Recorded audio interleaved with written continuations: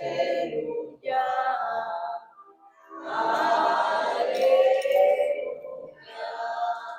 Que el Señor esté con ustedes. Proclamación del Santo Evangelio según San Lucas. En aquel tiempo, un fariseo invitó a Jesús a comer con él. Jesús fue a la casa del fariseo y se sentó a la mesa.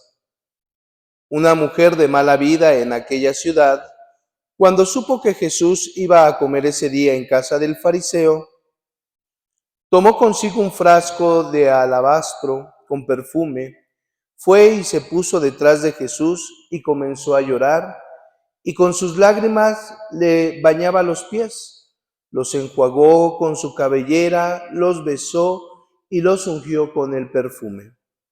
Viendo esto, el fariseo que lo había invitado comenzó a pensar: si este hombre fuera profeta, sabría qué clase de mujer es la que lo está tocando, sabría que es una pecadora.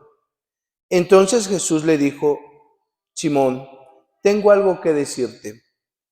El fariseo contestó: dímelo, maestro. Él le dijo: 2 hombres le debían dinero a un prestamista.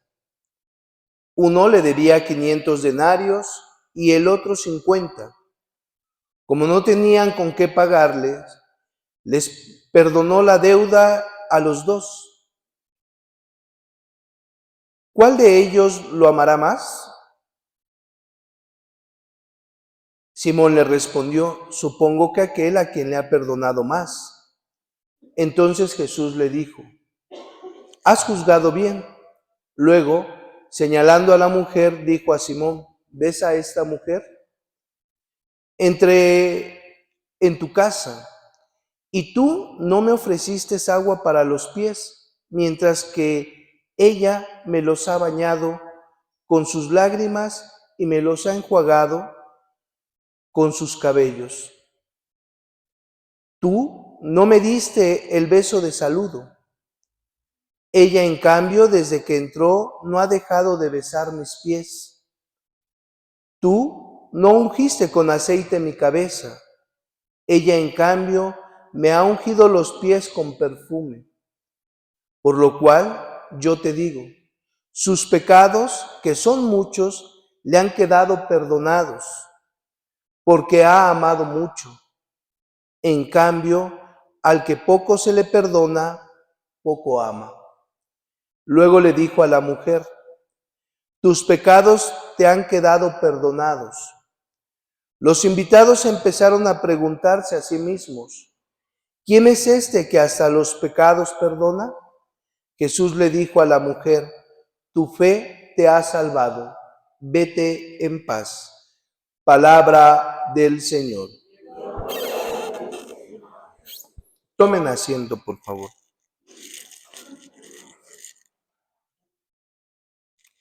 Fíjense, hay una cuestión dentro de la vida espiritual que por una parte es una tentación y por otra te lleva a un pecado mucho mayor, que es el pecado de la desilusión y el pecado contra el Espíritu Santo. El no creer en la obra de Dios. Y la mayoría de los cristianos católicos caemos en esos pecados, porque dudamos de la misericordia de Dios, dudamos del perdón de Dios. Y esa es una estrategia del demonio, precisamente matar a Dios en tu corazón, que tú no confíes en Dios, que tú no acudas a Dios porque pues obvio ya no confías en Él. Y una persona que desconfía de Dios ya no se acerca a Dios. El cometido del mal se logra cuando te aleja de Dios, porque el demonio sutilmente, ¿verdad?, te va poniendo estas ideas en tu corazón. Y entonces tú llegas a la desconfianza en Dios y eso te lleva a dudar de Dios. Fíjate cómo el pecado te va llevando a otro pecado mayor. porque ahora ya dudas del poder de Dios. Y por eso piensas que tu desgracia, que tu pecado, que tu error es más grande que el poder de Dios. Y por eso piensas que ya no hay salvación. Y entonces cuando piensas eso, ¿qué haces? Te quedas en el lodo del pecado. Te quedas esclavizado. No sales porque el pecado te ha atado, porque has desconfiado de Dios, porque dudas de Dios, ¿verdad? Y cuestionas incluso muchas veces la existencia de Dios. Ve hasta dónde te lleva el demonio. Y entonces hoy las lecturas van encaminadas precisamente a darte cuenta de que podrás tener un pasado horrible, horrible, ¿sí? Podrás tener pecados garrafales, pero el amor y la misericordia de Dios, a pesar de ello, no cambian. Porque para Dios sigue siendo la perla preciosa, porque para Dios sigue siendo la creación más bella. Y entonces Él te va a dar gracia tras gracia tras gracia. Y a veces dices, bueno, ¿y por qué me sucede esto? Porque te tiene que sacudir para que te des cuenta de que Dios siempre está y estará a tu lado. Porque te tiene que sacudir porque estás atado al pecado, atado a la duda, atado a la desconfianza, atado precisamente a esta cuestión que todos tenemos de desilusión de la vida, desilusión de Dios. Fíjense. Y por eso nos presenta desde San Pablo, yo no soy digno de ser apóstol, es más, de llamarme apóstol, pero esto ha sido gracias a Dios. O sea, yo perseguía la iglesia, yo maté cristianos, yo arremetí contra el Dios de la vida. Y aún así, en un momento dado de mi vida, Dios me tumbó de mi caballo, ¿no? El caballo representa la fuerza, la seguridad, por tanto, de Pablo. Él tenía la seguridad que estaba haciendo las cosas bien, sin saber que estaba haciendo cosas garrafales. Y sin embargo, llega Jesús, lo tumba.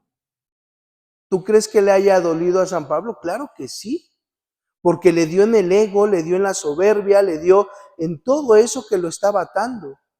Lo dejó ciego varios tiempos, ¿no? ¿Para qué? Para que se diera cuenta que la gracia de Dios estaba con él.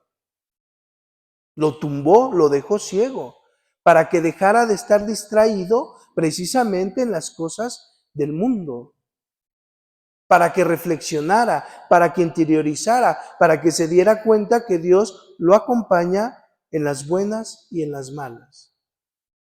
Y es lo que hace Jesús, ¿no? Jesús, ¿verdad? Agarra y no ve a la mujer como la malvada, la perversa. Ve la creación que ha hecho Dios en ella, al grado de no alejarse de ella, sino permitirle a ella que lave los pies, que enjuague, ¿verdad?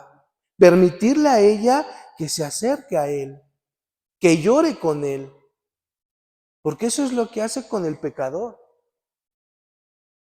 Jesús te espera con los brazos abiertos para que llores con Él, para que te duela tu pecado en Él, para que te refugies en Él.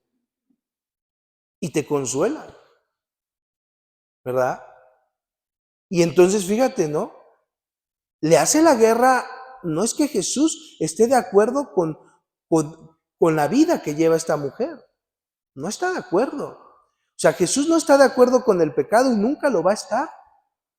El pecado es lo que mancha al hombre y ha venido a destruir el pecado Jesús, a hacerle la guerra al pecado, pero no al hombre. Una cosa es el pecado y otra cosa es el pecador. ¿Sí? O sea, yo maté, ay, es una mala persona, aléjate de él. No, tuvo un error y sí cometió un pecado garrafal, pero sigue siendo hijo de Dios y puede llegar a una conversión, ¿no? ¿Por qué? Porque para Dios va a hacer todo lo posible en el transcurso de tu vida para que tú te salves, para que tú estés con Él en la eternidad. El problema al que se enfrenta Jesús, y no porque sea Dios, ¿verdad? Sino se enfrenta es a la desilusión que tú tienes, a la duda que tú tienes hacia Él. Y cuando una persona cierra su corazón a Dios, duda de Dios, desconfía de Dios, se desilusiona de Dios, por más que Dios baje, por más que Dios se le presente, ya no hay más que hacer. ¿Tú por qué crees que los demonios, ángeles caídos, ¿verdad?, no se salvan? Si la misericordia y el poder de Dios es grandísimo. No porque Dios no quiera, sino porque fue elección de ellos. Ellos dudaron, se desilusionaron por las artimañas del demonio, de Satanás, y entonces se alejaron de Dios. Fíjate, cerraron su corazón. Ya no hay una salvación porque han cerrado para siempre, para la eternidad, su corazón. Y eso pasa muchas veces con las personas. A veces dicen, es que el sacerdote, fíjense, y lo pongo así en contexto más concreto, ¿no? Es que el sacerdote no quiere ir a ver a mi enfermo. Oye, es que no es que no quiera uno. El problema es que a veces tú quieres que el sacerdote vaya a ver a tu enfermo, pero el enfermo no quiere recibir al sacerdote, porque está cerrado a la gracia de Dios. Y ante eso no podemos hacer más. Hay personas que se han ido cerradas por completo ante Dios. En su agonía no aceptan a Dios. Y es ahí donde Dios dice, más no se puede hacer, porque tú no lo quieres.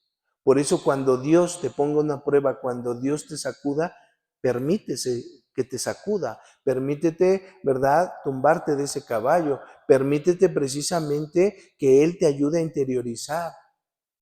No te esclavices del pecado, porque cuando cada uno de nosotros nos esclavizamos de un pecado, se van haciendo costritas, vean así, unas costritas en el corazón, ¿no? Es una metáfora. Y entonces cuando ya está lleno el corazón de costritas, ya no se puede hacer nada. Entonces, no importa que caigas, no importa que peques, no importa, vuelvo a lo mismo, no hay pecado más grande que pueda con la misericordia de Dios. Dios siempre puede más, Dios siempre vence más, Dios siempre está más allá de tus adversidades, de tus enfermedades, de tus pecados, pero confía en Dios, créetela. Ese es el problema de la iglesia de hoy, que no nos la creamos ni amados de Dios, ni hijos de Dios, ni perdonados de Dios, todo. Fíjense. Y no tomemos esa actitud, hermanos, que tomó el fariseo, que tomó Simón el fariseo. No tomen, o el escriba, no tomen esa actitud. Porque muchas veces nosotros en la iglesia tomamos la actitud farisaica, ¿no? De ver el defecto del otro, de tachar al otro y decir, esa es una mujer de mala reputación, ese es un hombre de mala reputación, ese no merece el perdón. No, nosotros no somos Dios, ¿sí?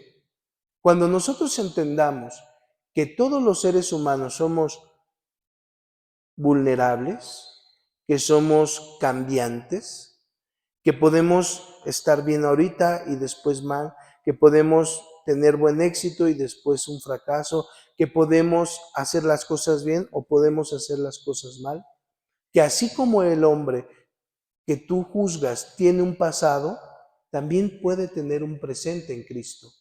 Nosotros no seamos obstáculo de ello, seamos precisamente facilitadores de la gracia. No los excluyamos, porque así como tú has pecado y Dios te ha perdonado, también puede perdonar al otro. Entonces, hermanos, no tomamos esa actitud, mejor tomemos la actitud de Jesús. Cuando una persona peca o hace algo mal, no arremetas contra ella como si fuera la culpable del acto, no. Mejor hazle guerra al pecado que cometió, eso sí, pero a la persona ámala siempre, porque es un hijo e hija de Dios, que merece la misericordia, que merece el perdón. Y cuando nosotros juzguemos, es ahí donde tenemos, aunque nos duela, cerrar la boquita, ¿verdad? ¿Por qué? Porque también tú tienes un pasado, que a lo mejor no fue el mejor, que a lo mejor fue lo peor, y sin embargo, hoy estás aquí salvado de Dios, ¿sí o no? Entonces, si tú has sido salvado, deja también que los demás se salven. Pero esto no quiere decir que no exhortes. Fíjate lo que dice Jesús, ¿no? Jesús en ese diálogo con la mujer que la dejó, ¿qué le dice? Vete en paz, tu fe te ha salvado. Pero en otros pasajes le dice, y no vuelvas a pecar. O sea, puedes exhortar, ¿sí? Oye, la regaste, me heriste con esta actitud, bueno, vale, hasta aquí, yo te perdono, ¿verdad? No tengo nada en contra tuya, pero oye, para la otra ten más cuidado, porque a lo mejor puedes llevar a herir o puedes llegar a herir más profundamente a otra persona con esta actitud. Fíjate cómo es la exhortación. Estás exhortando, ok, te perdono, pero no lo vuelvas a hacer. ¿Por qué? Porque es una actitud negativa que te daña a ti, ¿no? Ese es el exhorto. Pero a veces nosotros, ¿qué hacemos? En vez de exhortar, rompemos por completo con la persona, aislamos a la persona y no queremos saber nada de la persona. Y al contrario, hacemos nuestro el odio hacia esa persona. Entonces, estamos mal. El demonio es sutil, pero Dios siempre puede más. Por tanto, acércate a Jesús. No tengas miedo. Nadie es digno de Dios. Nadie. Absolutamente nadie. Pero Dios nos ama a todos. Y está esperándote para reconciliarte con Él. Te está esperando para abrazarte, para enjuagarte las lágrimas, para secarte, ¿verdad? Y para levantarte de nuevo. Vete en paz. Tu fe te ha salvado. Que así sea. Dios Todopoderoso, Padre, Hijo y Espíritu Santo, descienda sobre ustedes y los acompañe siempre. En la alegría del Señor podemos ir en paz. Dulce Madre, ve por el eliminador. Dile a don Pedro, el eliminador.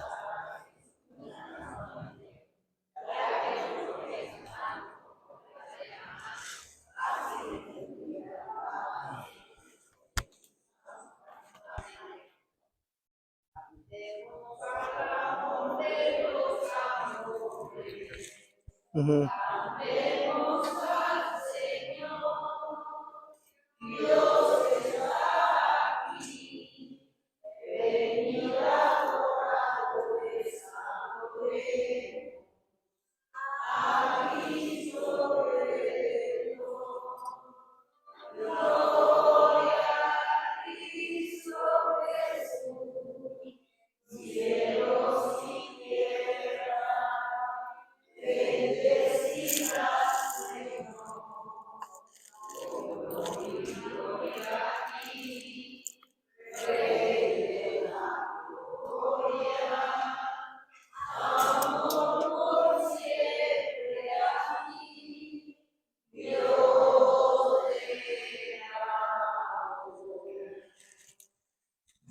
En los cielos y en la tierra sea por siempre bendito y alabado.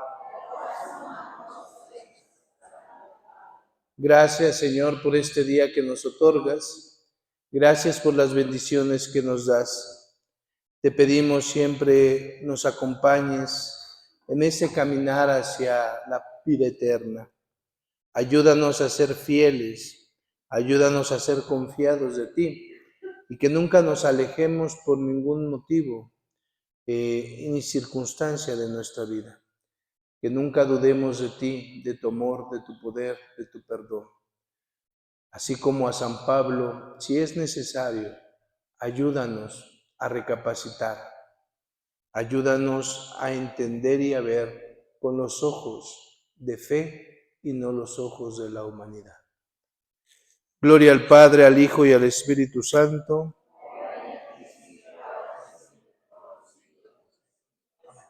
En los cielos y en la tierra sea por siempre bendito y alabado.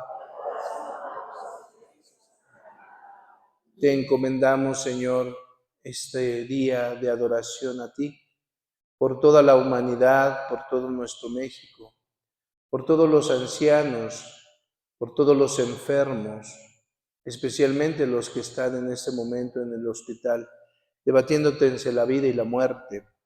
Pedimos también por toda la Iglesia, para que siempre seamos fieles a nuestro ministerio, por nuestro Papa el Francisco, por el Obispo Jorge, por toda la diócesis de Iztapalapa. Pedimos también por todos aquellos sacerdotes que son fieles a su ministerio y aquellos que están tambaleando. A los que son fieles, sígueles dando perseverancia, y a los que tambalean en su ministerio, dales la fortaleza y acrecienta su fe en ellos. Pedimos también por todos los presos del mundo, todos los migrantes, por todos los que están pasando por momentos difíciles en su vida, por los que no encuentran trabajo, por los que están en situación de calle.